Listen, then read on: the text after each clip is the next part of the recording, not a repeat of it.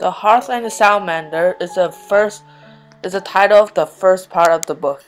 The hearth is the beginning of a fireplace, and the salamander is a creature that was known to be able to live in the fire. Both of these was the title of the first part was because it was introducing how Montag's life had everything to do with the fire. The hearth and the salamander all had to do with the fire.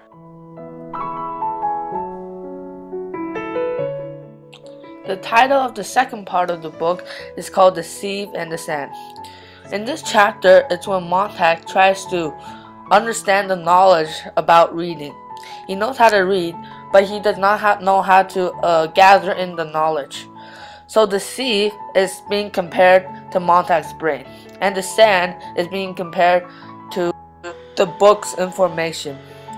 Just like the sieve and the sand, the sieve could actually gather up the sand, but the sand will flow right through, because it's impossible for a sieve to gather up the sand.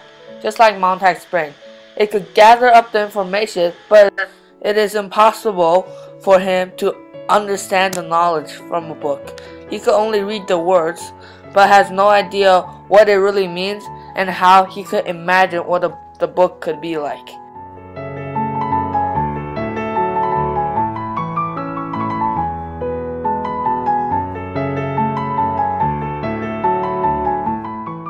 The title of the third part of the book is called Living Bright. I think Ray Bradbury used Living Bright as the title of the third part is because it is when Montag finally found his place in the world, which was reading books and understanding it. This was when he was actually living a life, living bright, how he actually wanted to be instead of a fireman. Although he thought he was happy as a fireman, but his mind was being controlled by what everybody else thinks. Whatever everybody else thinks, he thinks the same way, and that's why he thought he was happy. But it is when he actually reads the book and understands and thinks outside the box what he actually feels he's the happiest.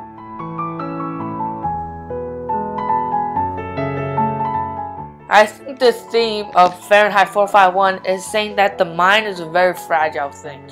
You could control it or get influenced by something and your mind would totally change, just like Montag. As soon as he realized that how books are actually important for education, he's just suddenly changed from a very disciplined fireman to someone who broke the law and was probably the worst criminal just because he wanted to read. And he changed his mind very quickly and took the risk and felt happy. He actually found how life you should live like, not being controlled by everybody else.